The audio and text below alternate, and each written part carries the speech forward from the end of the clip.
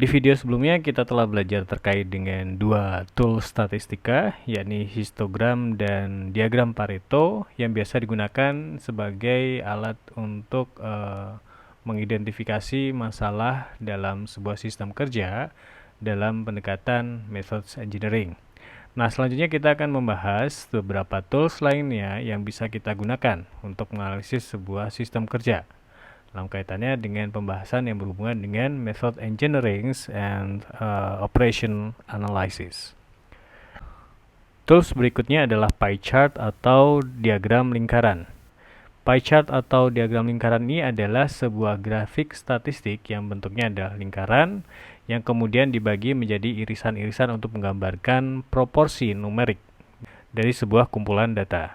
Nah, dalam sebuah diagram lingkaran atau pie chart, ukuran busur setiap irisan ini proporsional dengan kuantitas atau proporsi yang diwakilinya. Nah, tampilan visual dari pie chart atau diagram lingkaran ini sebenarnya mirip dengan diagram Pareto. Dalam artian, kategori penting ini dapat langsung dikenali karena ukurannya yang relatif lebih besar dibandingkan dengan kategori yang lainnya.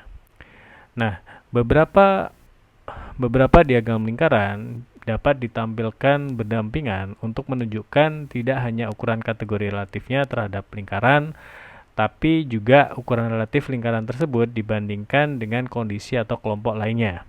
Sebagai contoh, di sini kita lihat ada dua pie chart atau diagram lingkaran yang menunjukkan proporsi penjualan selama 2 tahun. Nah, di sini bisa kita lihat bagaimana penjualan itu meningkat pada tahun kedua dan bagaimana peningkatan tersebut ini didistribusikan di antara beberapa jenis pelanggan yang memberi produk yang dijual. Jadi di sini kita bisa lihat ada perbedaan distribusi. Misal di college yang semula 38% ini turut menjadi 34%. Penjualan di sektor retail ini meningkat dari semula 17% menjadi 20%.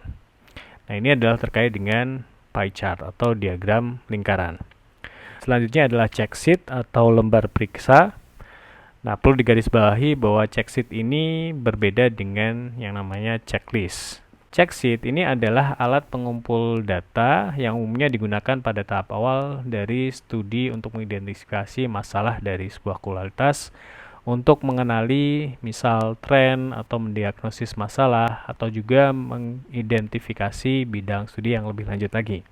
Pengisiannya biasanya dilakukan oleh operator yang menjalankan suatu proses. Misal dalam hal ini adalah operator mesin, di mana dia diberi tanggung jawab untuk mencatat data pada lembar periksa, dan data tersebut ini sering dicatat dalam bentuk tanda centang sederhana atau bisa juga dengan menggunakan kode-kode tertentu. Nah, contoh dari check sheet ini misalnya adalah lembar periksa atau check sheet pada distribusi proses yang berisi data terkait dengan variabilitas dari proses yang ada. Atau bisa juga berupa lembar periksa atau check sheet untuk barang rusak yang berisi jenis dan frekuensi kerusakan pada produk, atau bisa juga lembar pemeriksaan lokasi cacat yang isinya adalah tempat terjadinya kerusakan pada sebuah produk. Misal kita ingin melihat apakah ada pengaruh dari perbedaan shift dalam kerja terhadap data dimensi dari produk hasil proses manufaktur yang ada di tabel di bawah ini. Nah, di sini lembar check sheet itu telah dirancang untuk tujuan ini dan data telah dikumpulkan dan disajikan pada tabel 3 dan juga tabel 4. Nah, bagaimana kita melakukan analisis terhadap data hasil pengecekan atau pemeriksaan pada tabel 3? Nah, pertama kita lakukan pengecekan atau pemeriksaan pada tabel 3. Data di tabel ini mencakup bagaimana shift kerja ini menghasilkan setiap nilai dimensi. Nah, shift di sini diidentifikasikan hanya sebagai angka 1 yang artinya adalah dimensi yang dihasilkan pada shift pertama Kemudian angka 2 di sini menunjukkan bahwa dimensi ini dihasilkan oleh pekerja di shift kedua, dan begitu juga nomor 3 atau angka 3 ini juga menunjukkan kapan produk tersebut dihasilkan. Nah, data dalam lembar checksheet biasanya dicatat dalam fungsi untuk periode waktu, misalkan hari, atau juga bisa minggu ataupun bulan. Seperti itu. Nah, di tabel ini terlihat bagaimana shift yang ada menghasilkan setiap nilai dimensi yang berbeda. Sebagai contoh, misal pada tanggal 7, di sini tanggal 7, shift ketiga ini menghasilkan output produk atau komponen dengan dimensi antara 1,975 sampai 1,98. Kemudian di tanggal 8 masih sama, di shift ketiga ini menghasilkan produk dengan dimensi ukurannya ini berada di antara ukuran 1,98 sampai 1,985. Nah, dari sini kita bisa lihat ada perbedaan shift terhadap perbedaan ukuran atau dimensi dari produk yang dihasilkan. Dan di sini kita bisa lihat bagaimana persebaran dari data tersebut. Nah, di tabel 2 ini jelas bahwa shift ketiga ini bertanggung jawab atas banyaknya variabilitas dalam datanya. Kalau kita perhatikan di sini, shift ketiga ini menghasilkan range dimensi paling kecil dan juga range dimensi paling besar. Analisis lebih lanjut ini kemudian ditunjukkan pada tabel berikutnya untuk mendukung temuan bahwa shift ketiga ini bertanggung jawab atas banyaknya variabilitas dalam data. Nah, analisis selanjutnya ini harus mengarah pada investigasi untuk menentukan kira-kira penyebab variabilitas yang lebih besar pada shift ketiga ini seperti apa, dengan tindakan korektif yang tepat untuk mengatasi masalah tersebut. Dan di sini kita bisa lihat bahwa shift ketiga ini dia berkontribusi pada adanya banyak variabilitas dari ukuran produk yang dihasilkan. Kemudian yang kedua, kita bisa lihat juga bahwa shift kedua ini ternyata menghasilkan jumlah output produksi atau total produksi per mingguannya itu paling kecil dibandingkan shift yang lainnya. Sehingga dari sini kita bisa lihat bahwa shift ketiga ini tampaknya bermasalah dan membutuhkan perhatian dari manajemen untuk bisa diperbaiki. Nah, ini bagaimana cara check sheet ini kemudian akan diaplikasikan. Berikutnya adalah defect concentration diagram atau diagram konsentrasi cacat atau kerusakan. Diagram konsentrasi cacat ini adalah metode grafis yang digunakan dalam menganalisis penyebab cacat dari sebuah produk atau komponen. Nah, ini biasanya ditampilkan dalam bentuk gambar produk atau item lain dengan semua tampilan relevan yang ditampilkan, di mana berbagai jenis cacat atau masalah lain yang menarik telah dibuat sketsa di lokasi di mana masing-masing cacat tersebut itu terjadi. Dengan menganalisis jenis cacat atau lokasi yang sesuai, dimungkinkan bagi manajemen untuk mengidentifikasi penyebab yang mendasari terjadinya cacat pada suatu produk. Nah, di sini ada gambar contoh diagram konsentrasi kerusakan atau cacat pada produk refrigerator atau lemari es.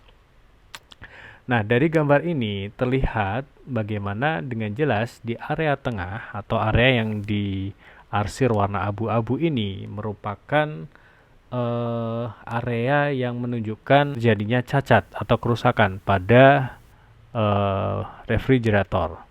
Nah, dari gambar ini kemudian tim manajemen atau mungkin tim quality insurance itu menyelidiki lebih lanjut dan diketahui bahwa ternyata adanya sabuk pengaman yang digunakan untuk keperluan material handling ini berkontribusi pada munculnya cacat atau kerusakan dari produknya.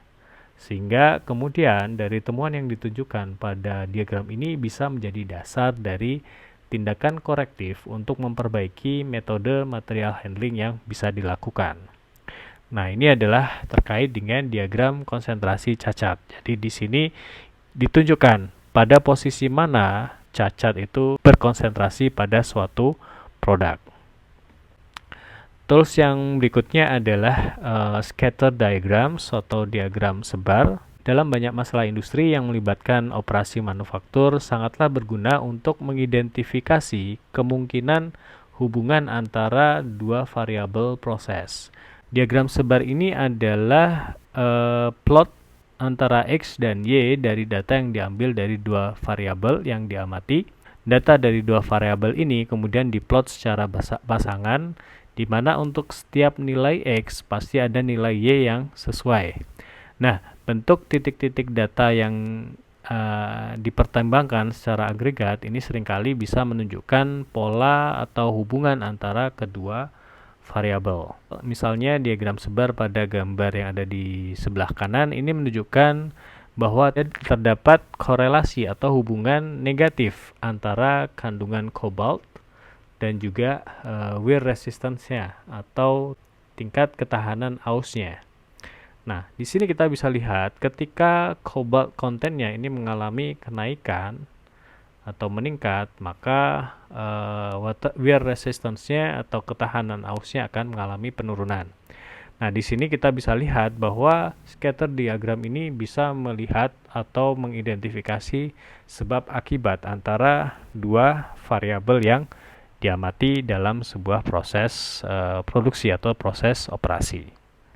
Tools terakhir yang akan kita bahas di sini adalah cause and effect diagram atau diagram sebab akibat.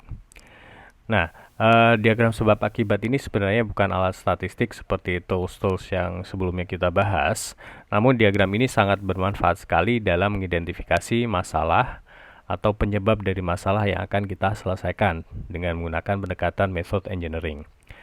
Nah, cause and effect diagram atau diagram sebab akibat ini merupakan diagram grafik tabular yang digunakan untuk membuat atau melist dan menganalisis potential cause atau penyebab potensial dari timbulnya sebuah masalah yang akan kita selesaikan. Nah, diagram ini terdiri dari satu garis horizontal dengan ujungnya adalah effect atau masalah. Kemudian garis horizontal ini akan bercabang menjadi beberapa garis diagonal, di mana masing-masing ujung garis diagonal ini adalah berisi terkait dengan penyebab utama munculnya permasalahan-permasalahan yang ingin kita selesaikan di sini.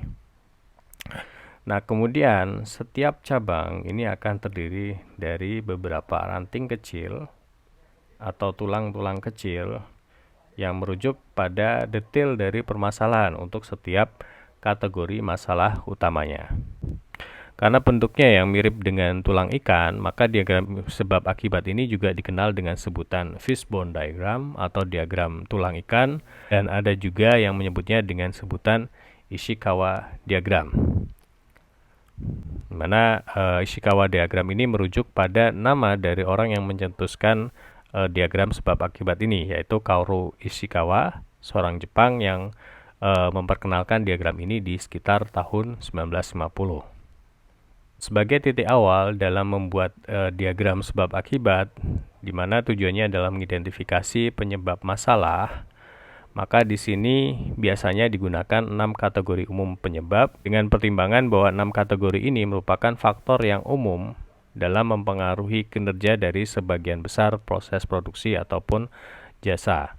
Nah, 6 kategori ini kemudian biasa disingkat atau disebut dengan 5M1E.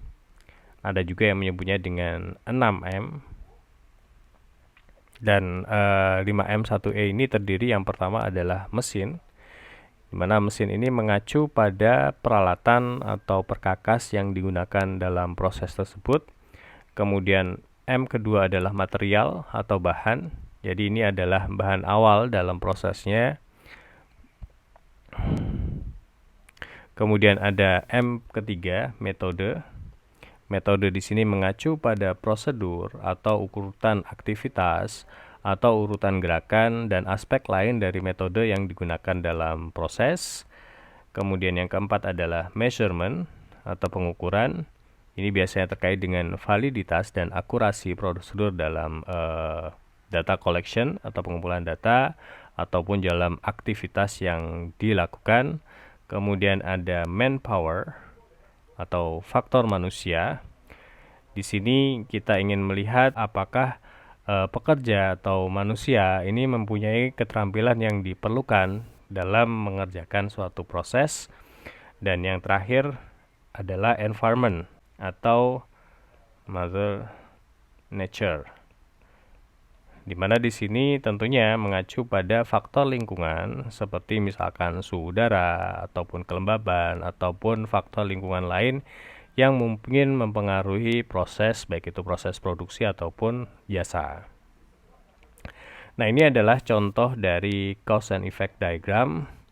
Di sini ada satu garis horizontal yang mana ujungnya akan mengarah pada efek atau masalah. Kemudian garis horizontal ini akan bercabang ke beberapa penyebab utama, main cause-nya. Ada material, ada metode, ada worker atau manpower, ada equipment atau machine, ada spesifikasi, ada juga proses. Nah, masing-masing dari penyebab utama ini akan bercabang, memiliki cabang-cabang kecil yang berisi detail dari penyebab munculnya permasalahan yang dihadapi atau yang kita selesaikan. Ini adalah tools yang digunakan dalam menganalisis permasalahan dalam method engineering.